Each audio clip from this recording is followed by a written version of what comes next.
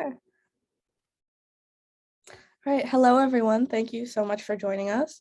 Before we get into things, I'd like to start by reading our land acknowledgement for the historical lands currently occupied by the University of Connecticut to honor the people who lived on the land in which we are presenting from.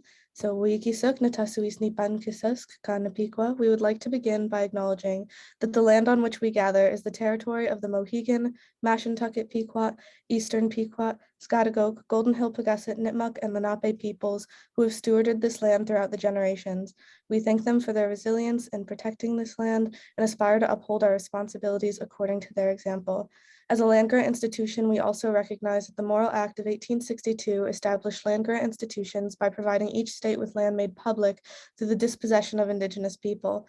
In 1893, the University of Connecticut became Connecticut's land-grant institution and has since benefited from the sale of 178,190.04 acres of Indigenous land. UConn receives yearly interest payments from the sale of this land in perpetuity.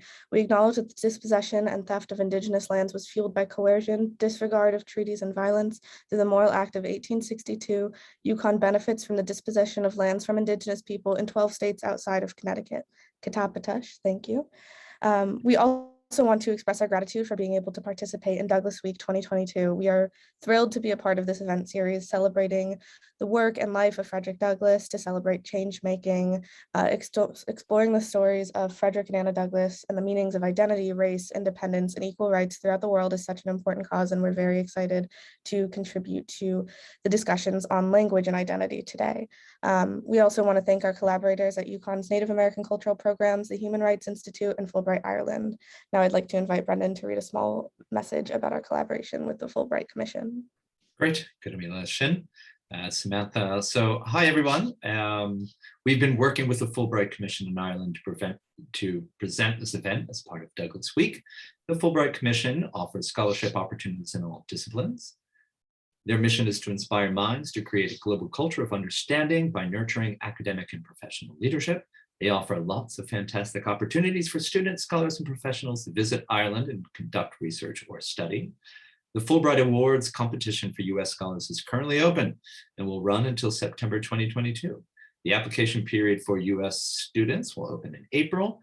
There are also opportunities for Irish citizens to come to the USA to undertake study, research, or teach. And indeed, today's speaker, Muireann Corcr, is currently on Fulbright Foreign Language Teaching Assistantship Award to us here at the University of Connecticut. So please visit Fulbright.ie for further information. We encourage you to register for their upcoming information sessions. So just a really brief word about the genesis of the program, and then we can all introduce who we are. Here, as Samantha has said, at UConn, we're a land-grant university, and it's become sort of critically important for some of us here to draw greater attention to the communities that have been displaced and the communities who should be served by a land-grant university. And one of the best ways to do this is to try to focus on language reclamation and sustaining the language. But it was also an opportunity to highlight some of the work that's done by other people at UConn to work on Indigenous and minoritized languages more broadly construed. And we happen to have these two in particular because people here happen to work on those languages. So there's a little bit of just serendipity to it as well. So with that, just quick introductions. My name is Brendan Kane, and I'm a professor in the Department of History and also in Languages, Cultures, and Literatures. And I work in human rights through Human Rights Impact. Samantha? Yes, hi, my name is Samantha Gove. I am a member of the Mashantucket-Pequot Tribal Nation here in Connecticut. I am a sophomore at the University of Connecticut studying human rights and sociology, and I'm also student staff at UConn's Native American Cultural Programs and the secretary of our Native American Indigenous Students Association. I guess my go then. So Dave, hi everyone. My name is Muireann Corcr. So as Brendan has said, I am the current Fulbright FLTA Foreign Language Teaching Assistant here at the University of Connecticut. So I teach Irish language and culture. I also work on kind of programs and extracurricular activities outside of the classroom, such as running the Common Gaelic, the Irish Language Club here.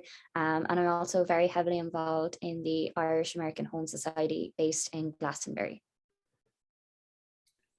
All right, thank you. So quickly, I'm going to go over what this program is going to look like for the next hour, and then we'll get started.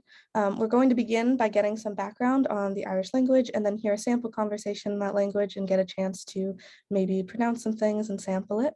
And then we're going to do the same for Mohegan-Pequot Algonquin. And after that, we're going to come back together for a Q&A and conversation up until about noon. So with that all settled, I would like to pass it over to Brendan and Muireann to get us going. Great, thanks so much. So let's think a little bit about the Irish language in historical perspective. And here's my exciting slideshow. So in thinking about the Irish language, it is the European vernacular from which we have the oldest extant literature, right? So for that, so when we talk about Old Irish, we're talking broadly about the period between 600 and 900. And here's a wonderful example of a manuscript bearing that particular iteration of the language. And this is from the Leabhar Brach, which means it's sort of spotted book. And this gives information about the life of St. Patrick.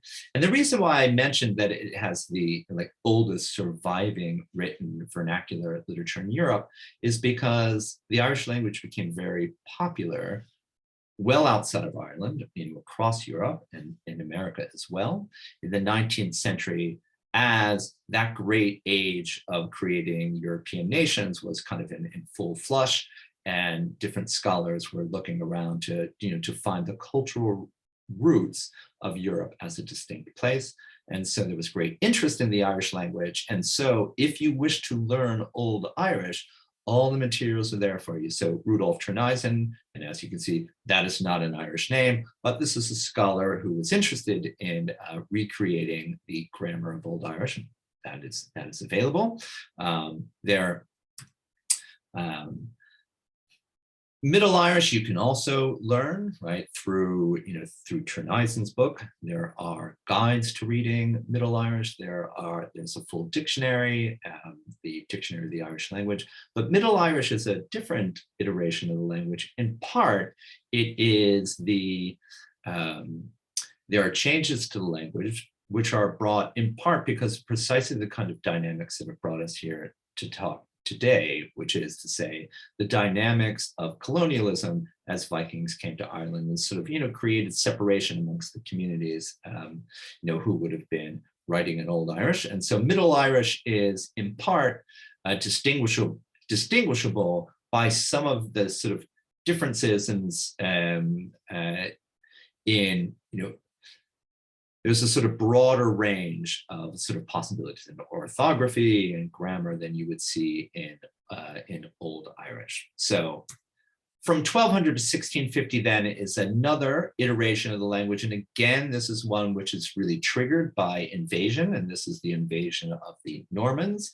So early modern Irish is that period of the written language about 1200 to 1650. And it is a period that has left in just a vast archive of material across different genres. And this is a rather late manuscript edition of the Annals of the Four Masters that was written in the 17th century, which gives this long history of Ireland.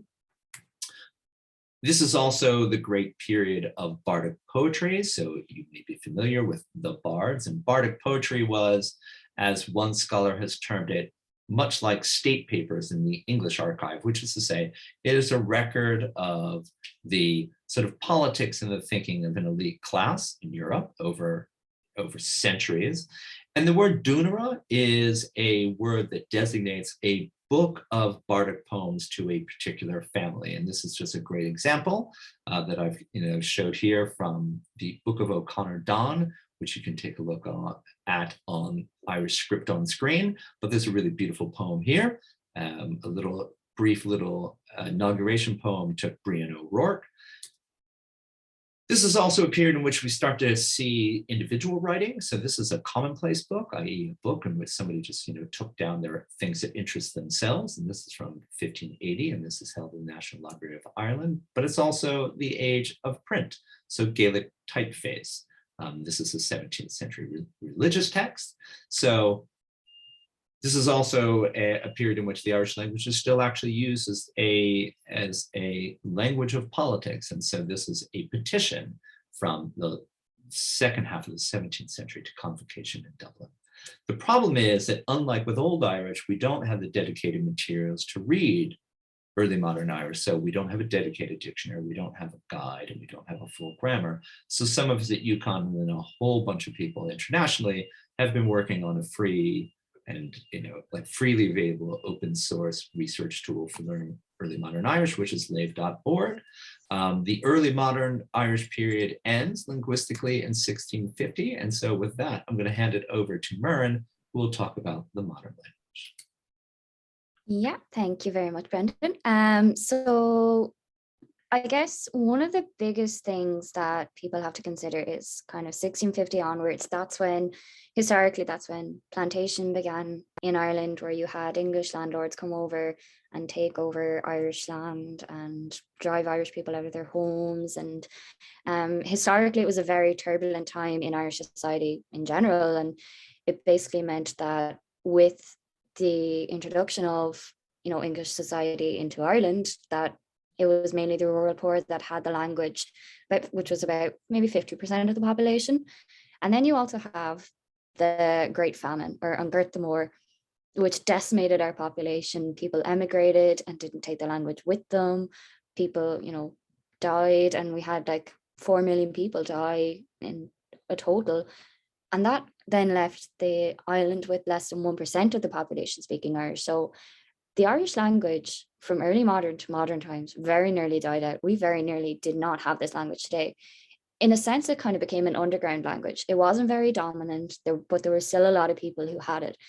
But when you think then of nationalist movements and movements of trying to get independence for Ireland, they use the language as a tool to say, this is our language. It's not England's, it's our language. And that's something that we can carry on with us through our campaigns to try and gain independence. So 1893, the Gaelic League, or Connor na Gaeilge, was set up. And this was a really great tool to encourage people to get back involved in the language and to promote the language. And again, promote it as the language of Ireland and as one that we should cherish and promote and fall in love with.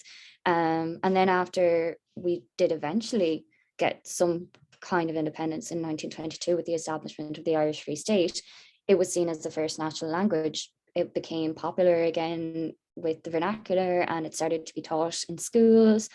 And then 1937, when we became Poblacht na hÉireann, the Republic of Ireland, in the constitution that was designed by Eamon de Valera and by his government, it was designated in Article 8 or Article 1 as the first national language. So Irish is recognised as the first national language. Yes, we speak English, but that's seen as the second national language.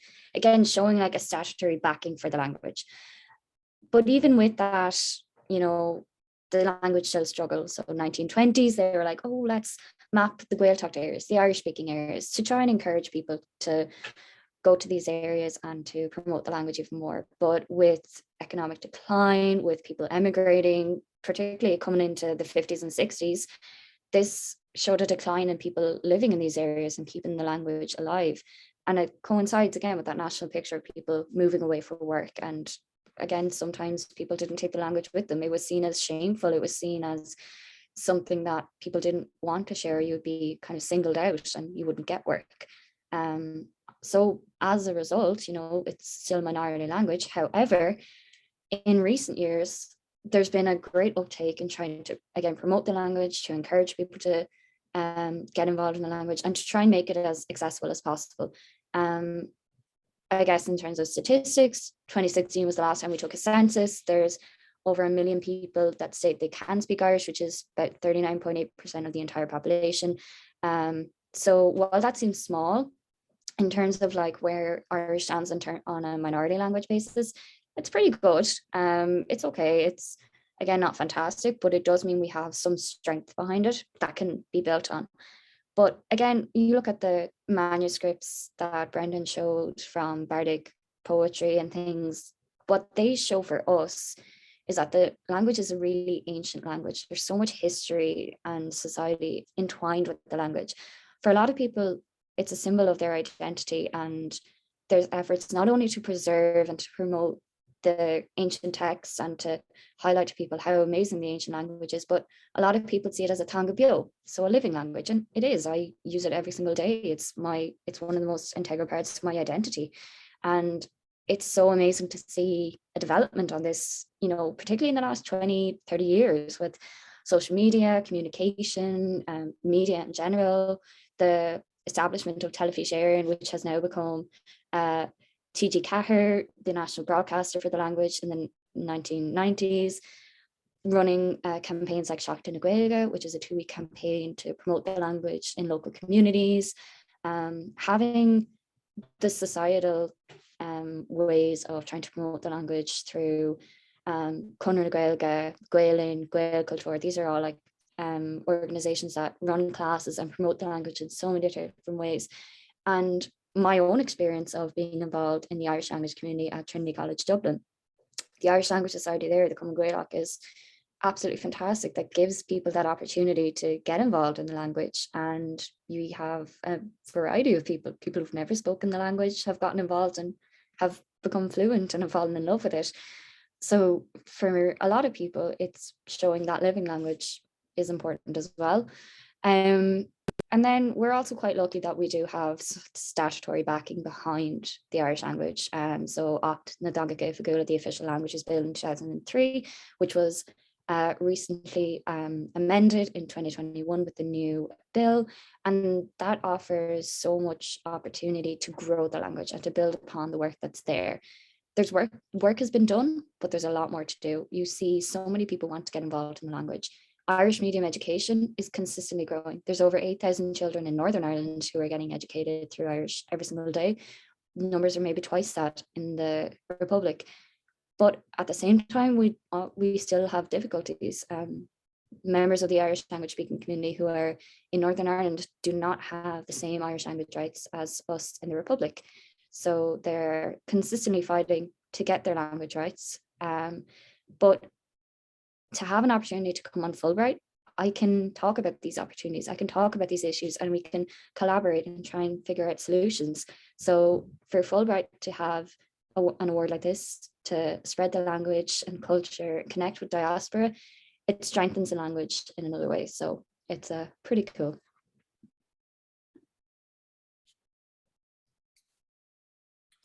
So should we get chatting there, Mar? Yeah, so just for anybody who has just joined, I'm just going to share the handout that we've designed for the workshop today one more time. I'll pop it into the chat there again. So what we're just going to do is to model a very, very basic conversation in Irish. And we just want you guys to listen. You will have the handout then, and we might pick some lucky ducks to try and model a bit of conversation as well. So we'll just do our basic conversation, I think, Brendan, and try not scare people too much.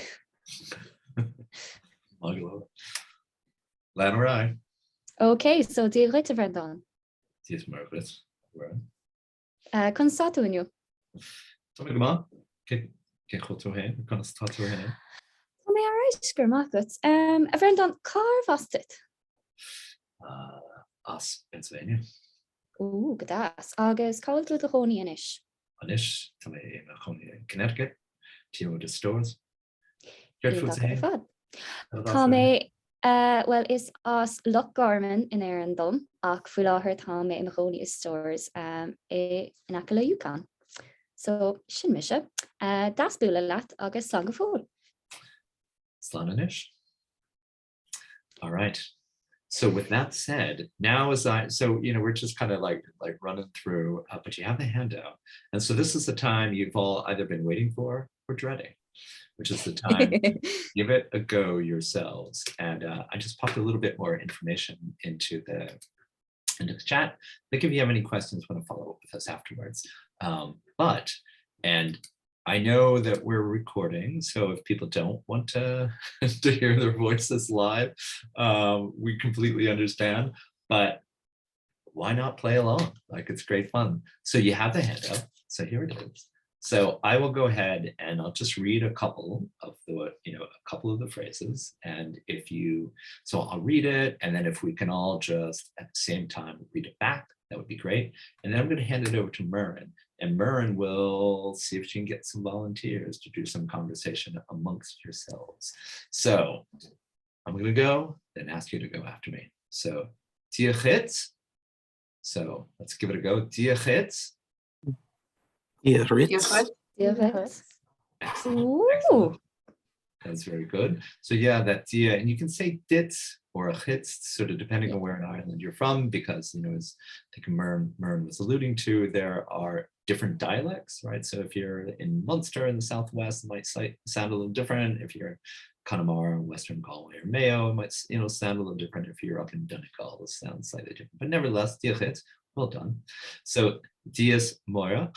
So it's a little long. So dies Moireann. Give it a go. Dies Moireann. Dies Moireann. Go, Deirdre. Does anybody have a sense? I mean, there might be some people on the call who will know exactly what this means. But anybody want to venture a guess what these mean? So this is hello, but what's actually encapsulated in these little phrases? So if I say Dialect, And God be with you. Yeah. May God be with you. Yeah, we're very holy people, us Irish people. Yeah, thank you so much, Deirdre. And it's Deirdre has gotten us down the road to what's encapsulated in the greetings to one another. If somebody says, God to you or may God be with you, what is the response? So it is God and Mary. Yes, Ellen. Ellen, brilliant, exactly. So God and Mary. So dies Moireann. We'll just do kind of two quick things. So Yeah. Konasatatu, this is how are you, right? Konasatatu, so go ahead. Konasatatu. Love it. I love it. Yeah. Good to hear. And again, if you were, so that's if you're in Munster or maybe Dublin. If you're in Connemara, you might hear Kechultu, right? How are you? If you're up in Donegal, Katem, it's all too. But Konasatatu. So I'm assuming everyone as well, you're here in the Zoom room, you're excited, you're delighted, we're great to see you. So I'm assuming you are well. And so that response, I am well, is Ta me gama. So let's try it. Ta me gama. Ta me gama. I love it. All right. So those are the two very basics. Muireann, you want to get some folks to try it out live and in person. And if it goes well, like we have till 11:30 before we switch over to Samantha, and we can go a little further down the list, but I leave it to you, Muireann. Okay, well, do I have any volunteers or do I have to go down my list? If somebody put their hand up, I need two people. Okay, we have the lovely Kathleen and Miss Ellen. Okay, so Kathleen, would you like to start? And then Ellen, you're going to do the responses. Dialect. Dies Moireann. Konasatatu. Tommy Gabra. Tommy Gabra.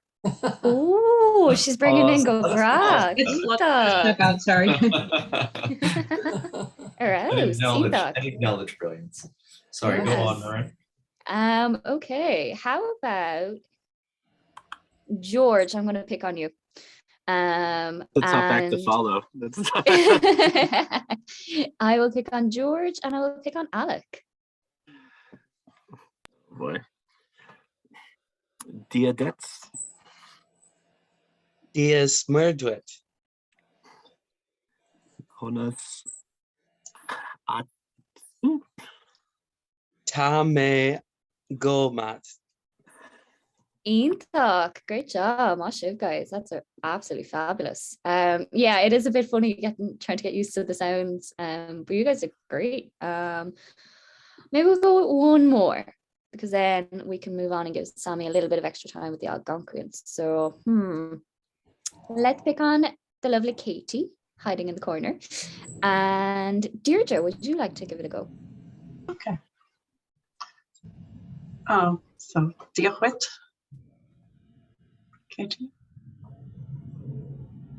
Dialect, Katie. I can't hear you, Katie. Okay, one second. It's the headphones thing sometimes. How I don't- now? Okay, right. There we go. Yes. The settings Yeah, are okay. right. Right. Arish Deirdre, off you go again. Diolch, Katie. Diolch my wit. Conas Tatu. Tá me go ma, agus tú féin? Tamigama, freshen. Ooh, oh, lovely, guys. Eat that fad. Guys, pass it in like arouse. Okay, I'm getting this little reaction thing because I'm just so happy with that. Yeah, so it was we have a couple of arouse. Yeah, absolutely arouse. I think it's really cool. Like you guys are only getting a little taster, but now you've started. So the hope is you're like, wow, this language is pretty cool. It sounds really interesting. Let's go and learn some more. And you can always, again, as Brendan said, you can get in touch with us. We'll be more than happy to give you advice about getting more involved with the historical side of it, the language side of it, random things to do with Gaelic, whatever you want, we'll back you up. Okay, and with that, let us hand it over to Samantha. Samantha, take it away. All right, thank you. So now we're going to transition into discussing the Mohegan-Pequot dialect of the Algonquin language for a few minutes, hear a sample conversation, and then try sampling a few words. Now I don't have any slides to show because the writing of the Mohegan-Pequot language did not have a written form. For context, any writings that you might see of it today are written in the Latin alphabet. So with that, I think it's important to start with the history of the Mohegan-Pequot Algonquin language. So Mohegan-Pequot is the primary Indigenous language that was spoken in the colonial boundaries of Connecticut today and the land that the University of Connecticut currently occupies. The language is minoritized not only because it was a language spoken by a Native American group that was marginalized in the United States, but also because today it is currently classified as a dead language. A language dies when the last native speaker of that language dies, and language death is always going to be an inherent issue of power, and power often comes from politics and economics. For some history, the state of Connecticut used to be home to 5 Native American languages, 4 of which are now extinct. We know exactly when the Mohegan-Pequot language died. The last native speaker of the language was named Fidelia Feeling. She was a profound Mohegan figure who passed away in 1908. She kept very detailed diaries, which is how a lot of our revitalization work is able to be more prolific today. So we have a lot to owe to her in thanks. Now, I would be remiss to talk about native language loss in general without connecting it to a large historical reason why Indigenous language death happened in the United States on such a large scale. In the year 1500, it's estimated that there were about 500 Native American languages spoken throughout North America, and now there are less than 170 that are still sort of in use, whether there are native language speakers or not, and most of them have quite little resources. The reason for this drastic and sudden loss of language over the past couple hundred years is due to systemic processes of colonization. Diseased and forced relocation killed and traumatized many, and there's also the issue of boarding or residential schools in the United States, which were established in the 1860s throughout the 1960s as a tool of forced assimilation. They used a method of bringing students, usually children, to these schools that would be considered kidnapping today. At these schools, the objective was to civilize Native American children and youth into Western culture. Many of these children died from either homesickness, abuse, diseases, escape attempts, working accidents, and many were intentionally killed.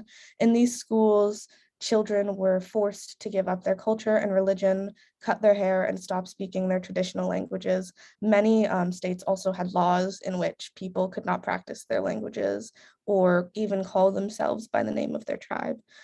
Children were often abused when they did try to speak their tribe's language publicly or in residential schools or go by their tribal names, which is why it's something that is very sensitive and empowering and important to practice and do today.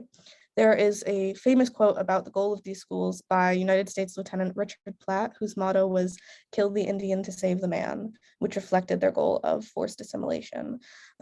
With this history in mind and all of the sensitivities that come with it, it's clear to see why minoritized languages are a big deal for many Native American people, and to be able to learn and speak our tribal languages and to continue the tradition of cultural naming ceremonies and try to translate those names into the language as best as we possibly can is a huge deal and an amazing tool for cultural healing and cultural revitalization.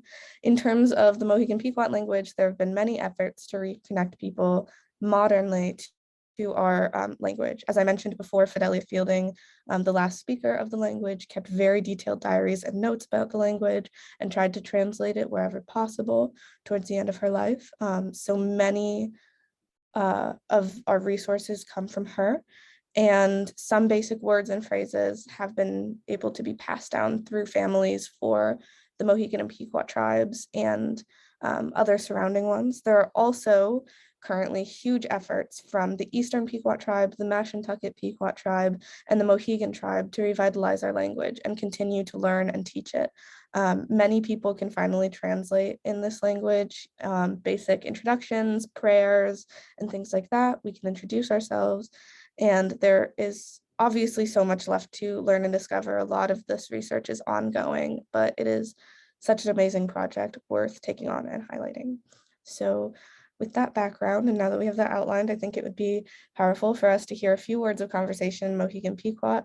Unfortunately, we weren't able to get another current Mohegan-Pequot learner to speak, but Muireann, thankfully, very gratefully, said that she would help me with this conversation. So do you want to try that? Yeah, we'll see how we go now. But yeah, let's kick it off. Kwe, Akwe ton kutayo, nukonkika kaki, nukonki gawonk, natasuis ni pankisas ka nate mashintakira ka napikwa ka awanki, natasui morin ka nutai Ireland ok, katapatash maskanawash. muskanawash.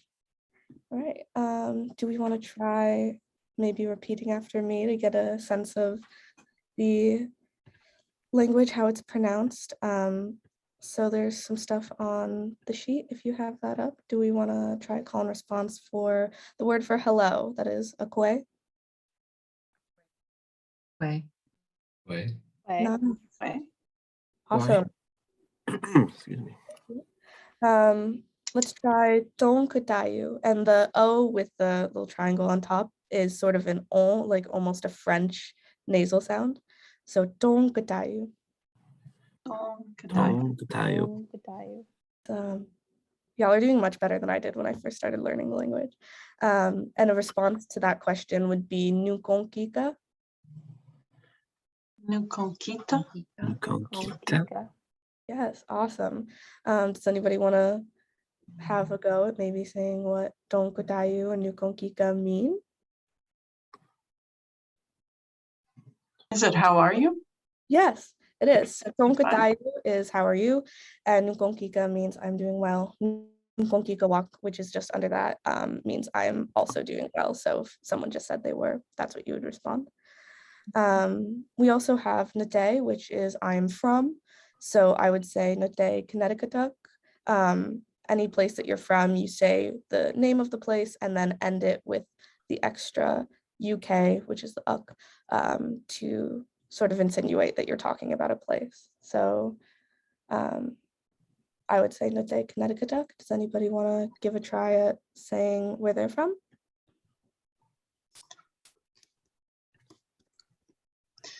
Newton, Massachusetts. Awesome. Nute, Philadelphia took. Yeah. Amazing. We can also say Natasuis, which is a way of introducing your name. It means like I am called. So I would say Natasuis Samantha, which is my legal name, or Natasuis Nipan Kisesk, which is my tribal name. Does anybody want to try introducing themselves? Natasui Kathleen, the last part. Ugh, I don't have the handout in front of me, so. No, that was good. No, one more. Did we just say it one more time? Natasuis. Natasha Weish, Kathleen. There's another piece there, isn't there? Another piece? No, for that one, it's just Natasuis. Okay. So amazing job. Thank you. Good job, Pratish. And maybe we can try two more things. I would like to say katapatash, which is thank you to one person. If you were talking to two people, the plural would be katapatayamok, but that's much longer. So we can stick with katapatash for now. Does anyone want to try that? Katapatash. Tapatash. Katapatish. Awesome. Y'all are amazing. Katapatash. The pronunciations are really spot on. And let's try one last thing. Can we do muskanawish? That means goodbye to one person. Muskanawish. Kanawish. Amazing.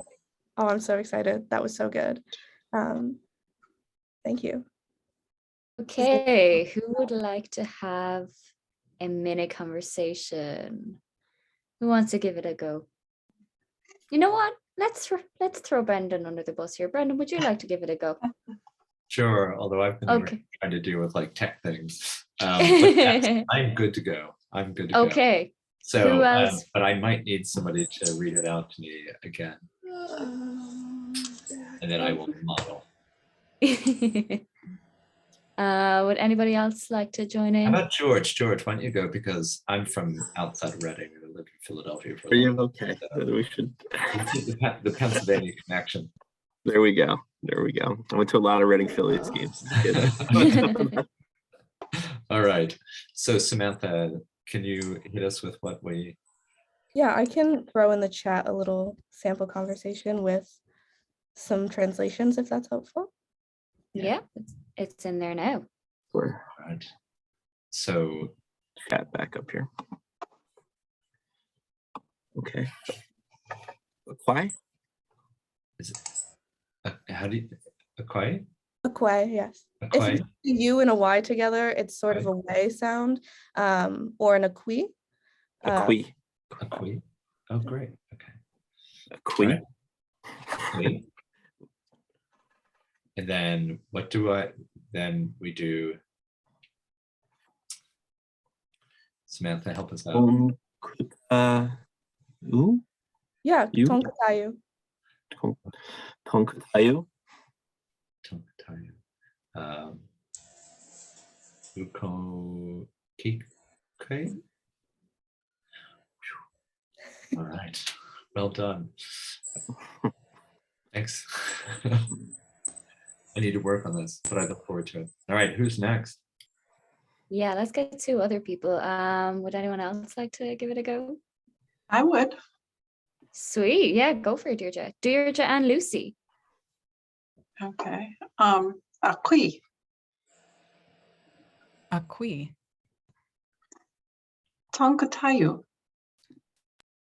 Nukokika. And Nikokikawak, I guess. Awesome. Amazing. Y'all are doing amazing with the pronunciations. I know it's really hard, but I swear that was so good. I'm so excited. Let's go with one last pair, maybe. Emma, maybe? And would anyone else like to I have think a go? Ellen had her hand up, so Yeah, Ellen. Okay, so Emma and Ellen. Akoi. Try.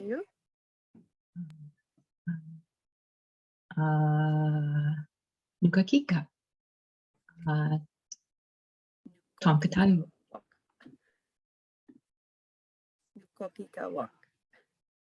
Awesome.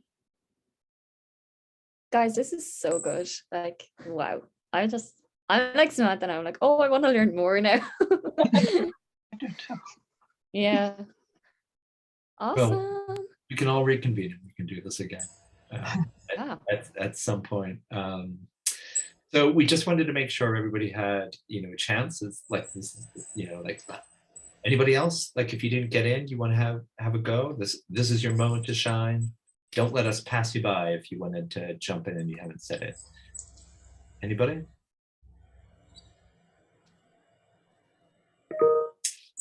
All right. Well, was that a hand, Sarah? Sarah's like, It's also no. it was someone, George or somebody. Come on, George. Getting volunteered all over the place, George. All right, Kathleen and George, and then we'll go ahead and just like a conversation about the language that we're learning. So, George and Kathleen, go ahead. Akwai? Koi. Tong Katai. Oh, go ahead. You go. Tone Kotayo. Nukoke? No, Nakokiga? Nakokiga? Nakokiga? Ton Kato. Says George. Mhm. Awan K. Nute, Massachusetts, Nutuses, Kathleen, Absolutely. Awanki, Nuntoses George. Nunte Philadelphia Tuck. Muskunawush. Mushkunush. Good job with Dayama. That was really awesome, guys. Well, thanks so much, everyone. I have to say, one, it's great to see everybody, but also really great to see everybody have a go and learning some languages which are rather different than English in terms of structure and in sound. And hopefully for all of this will be just like the beginning, of keeping together or sort of working on these different languages. And so we just wanted to follow up, finish up by just having a little just sort of Q&A. And so I have some questions prepared for Samantha and for Muireann, but please, if you'd like to ask a question yourself, just, we're a small enough group, just go ahead and raise your hand and I'll call on you and you can address your question to them yourselves. So while you think about whether or not you might have anything to add, and we certainly encourage you to do so, let me ask Muireann and Samantha, having worked together on this workshop, have you learned more about each other's cultures? And any thoughts on like similarities, contrasts? Okay. So for me personally, to kind of highlight the Fulbright award that I have as well. So not only do I teach the Irish language and culture here at UConn, but as part of my Fulbright award, I get to take classes here as well, which is a fantastic opportunity to be able to study in an American university. So one of the very first courses I took was in Native American history with Professor Nancy Shoemaker. And between actually understanding the general history of Native American culture from around the time of of Columbus and all of those people who we shall not name, who were very bad people, to present day. And also by working with Samantha, I've learned so much, and it shocks me how much similarities that are there between the two cultures. If you look at the English plantations in Ireland in the 15th, 16th century, that happened well before our time in the United States, and similar impact. The language was decimated, the culture was decimated in both countries. So it's kind of cool to be able to compare and contrast both of the cultures. But I think it's so cool to get to work with Samantha on this and to be able to, share our cultures as well. Yeah, absolutely. You said it best about the history. There's so much overlap. And I've also noticed that there's a lot of overlap in just basic language things. Like, obviously this happens in most languages, but it's very interesting to learn about and see how greetings and phrases might introduce culture and religion from different places in ways that you might not have expected. One of the words that is not on the vocabulary sheet, but we know, is "wipionk," which is welcome, but it also more directly translates to come in a good way, referring to coming with good spirits. And that's sort of a nod to the culture and religion of the tribes in which this language came from, which just reminds me of things like, I don't know, certain introductions and greetings you might have in the Irish language that refer to religion and things like that. So it's very interesting to see the overlaps in history of the languages and how they became minoritized, but also just in the structure of the languages themselves being so geographically far apart. It's really cool. Thank you so much. I think we have a question from Deirdre. Go ahead. Yeah, I have lots to say and many questions, but first, if I could ask Samantha, is there any place online where we can hear the language? And a related question for you is, would those simple greetings be understandable to other people in the Algonquin nation who aren't necessarily in the Mohegan or Pequot tribe? Yeah, that's a great question. The first one, there are not really very many online resources for the language. Part of that is because a lot of the research on clarifying the dictionary and making sure that it is completely accurate is still ongoing right now.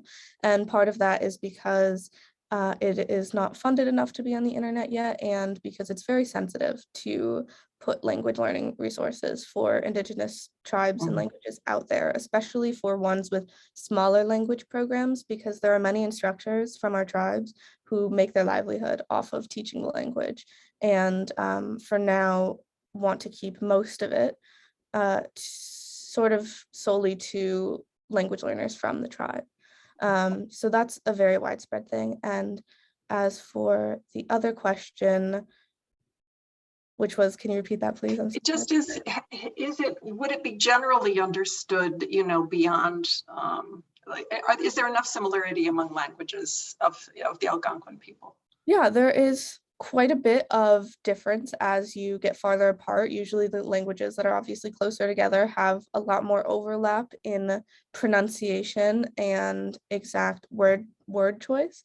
As you get further apart, things will get farther, but basic things like hello, thank you, things like that are somewhat similar as you go farther. I have a friend from Maine who has, obviously that's a very far distance from Connecticut, but the word for hello, akwe, is very close to their word for hello, which is, I believe, kwe or kui. So it's very, very close in certain words and quite far in others. So it really depends on the specific dialect and how far it's spoken.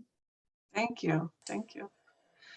If I could just add one thing, I'm also doing online Zoom classes in Irish history. And to add to what Moireann said, I am blown away at a certain point when you get to the Tudor period and then the Cromwellian period, by the similarities with what I know of Indigenous history in North America.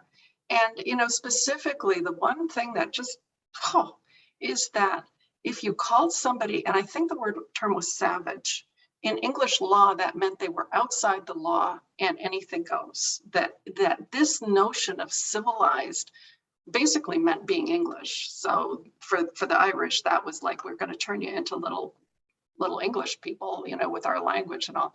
But I just think, and you know, it was the Cromwellians and the people from that era who landed in New England. I think they tried it in Ireland and then they kept going. They kept using it and developing it and perfecting it. The methods were brutal. And I just am so happy you have put together this forum. Thank you. Yeah, Thank you, Deirdre. Thank you so much, Deirdre. Yeah, and George has a hand up. Yes, thanks. I had questions for both Samantha and Muireann, actually. Samantha, I work at the Connecticut Commission on Human Rights and Opportunities. I'm a human rights attorney there. And one of the projects I've been working on over the past few years is getting American Indian mascots and imagery removed from Connecticut high schools.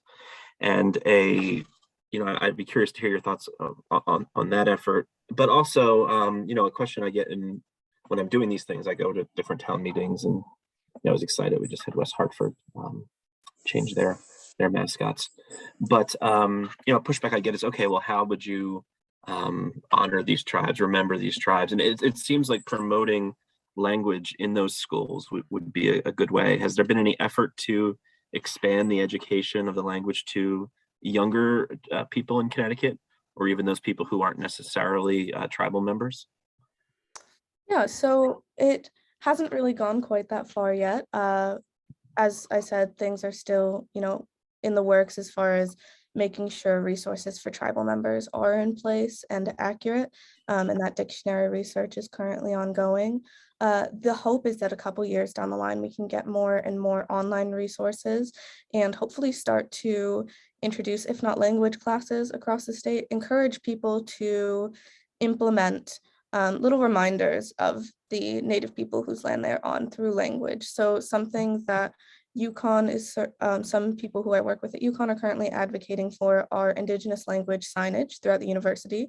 So having the library, the student union, the gym, places like that have their title, like their sign, have under it the word for that in Algonquin languages and things like that. And I think that, just like you said, as far as mascots go, anything we can do to increase positive representation of Native people throughout the state and the country is incredibly important. And making sure that is done in an accurate way is really important, and making sure that those reminders of our history are being acknowledged in any way they can. Thanks. I appreciate you saying that. And Muireann, I have another question for you. I don't know if it's as insightful, but it popped in my mind when I saw the written language. It visually very much looked like Tolkien. Is there the Tolkien Elvish language? Did he take something from that? Do you guys have a feeling about that one way or the other? Is that just something I'm seeing, or is there anything to that? No, you're kind of, in a sense, I guess, Brendan, you might be able to chime in a little bit there as well. But yeah, Tolkien took a lot of inspiration from Celtic languages. So it's not just Irish Gaelic, you're talking Scots Gaelic, you've got a little bit of Welsh kind of thrown in there as well. So he takes inspiration from a lot of the Celtic languages with his work. But even like if you go back and start listening to The Lord of the Rings, the guttural tones that you hear, or the way that the letters can be structured and skipping over letters. Irish people, it's a joke we kind of make, like we just like to stick in a random letter just to confuse everybody. So yeah, he as far as I know, he takes a lot of inspiration from that, and just kind of, creates this amazing world. So you guys got to go watch a bit of The Lord of the Rings and try and listen to them all. No, I think the only thing that would add to that, I mean, that's right. And, as you probably know, he was a professor at Oxford and was very interested in Celtic languages. And so it's, but, what the actual influence is, I'm sure there are many people who know, I just happen not to be amongst their number. But that particular text that we actually chose that for the poster because I was running a paleography workshop actually at another university, but on Zoom, and that was the manuscript they wanted to read. So, and it's a really gorgeous hand, and so we just popped it into the poster, and but it is, I mean, and then Kathleen has a question, so I'll be quiet in a second, but you will hear sometimes, and Samantha raised a good point about this, writing versus sort of oral transmission, and there's this very ancient tradition of the written language in Irish, and so that sort of the sort of the old orthography, or the sort of old the way of sort of rendering words is, you still see it on occasion, right? Referred to as Gaelic, so the Gaelic prose, or sort of Gaelic print. But anyway, if anybody has any interest in actually reading that stuff in manuscript, just fire me a note. We'll sort it out. Kathleen. So I have something to share, and a question and a statement. So I have about half a dozen of these DVDs of Native American information. If you contact the fellow here, TW Timrek, they're fabulous. This is about the red people that are way up in the northern part of New England, Lake Champlain. There's just a whole lot of all what's going on in the area, our area. So there's Bullfrog Films and TW Timrek have all these DVDs. I know you kids stream everything, but I buy DVDs.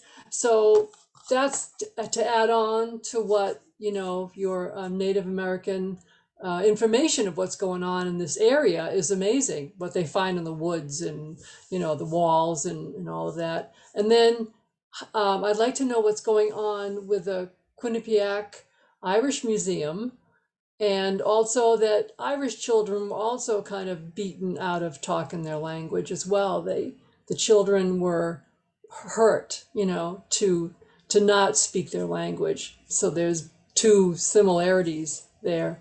But how is the museum going in Quinnipiac?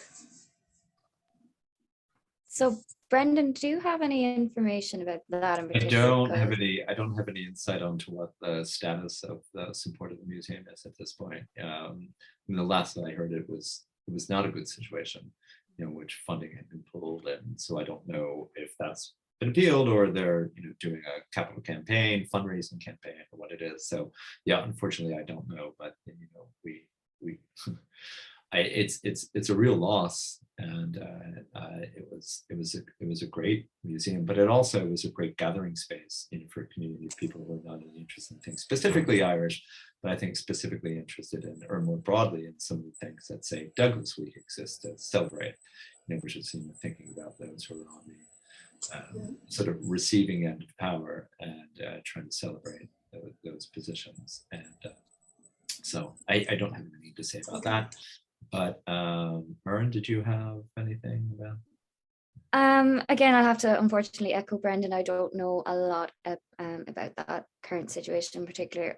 But it is interesting the point you raised, Kathleen, about, you know, the language kind of for Irish people, you know, it was bet out of you. I teach a volunteer Irish class at the Irish American Home Society in Glastonbury in Connecticut, and that place for me has become a second home since I've arrived in America. But the people that are in my class, it's an older demographic. So you've got people kind of 50s, 60s.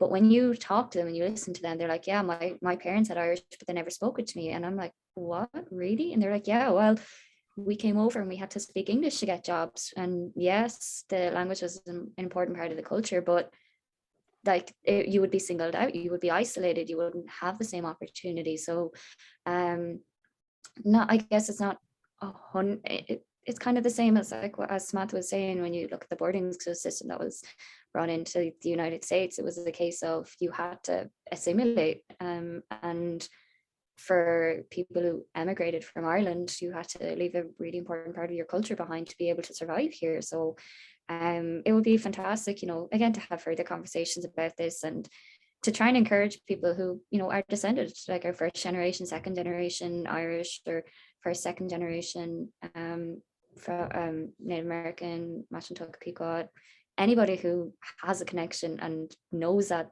the language was in your family once upon a time, but it has been lost, and for you to be that change maker to try and bring the language back. So I'm just conscious of the time, and I just want to respect the fact that everybody's taken time out of their day to be with us. I just want to make sure we close on time, but we'll stick around for a couple minutes afterwards if people want to stick around. We'll stop the recording. People can ask questions and chat a bit. But I wanted to introduce Kristen Leary, who would say a few words about Douglas Week, and then I'll hand it over to Samantha to close us out. Kristen. Thank you very much. I appreciate that, and I really appreciate the conversation. I'll note that this conversation and all of our other programming during Douglas Week will be recorded. It has been recorded, as Brendan noted, and will be available on our YouTube channel, which is Douglas Week Team. And we're really excited to have this kind of content available for people now live and in the future. And we're really appreciative of the time that everyone's spent to prepare for this conversation and to join us for it and provide your insight and enthusiasm. And some of the watchwords of Douglas Week are last year and this year have been collaboration and connectivity.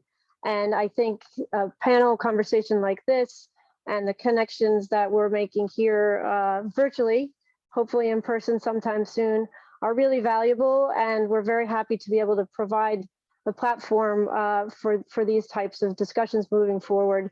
And just want to say a special thank you to Fulbright, and particularly the Fulbright Commission in Ireland, for being a great partner with us throughout this and other programs during Douglas Week. So thanks very much, everybody, for being here, and hope you're able to join for other Douglas Week programming. Thank you.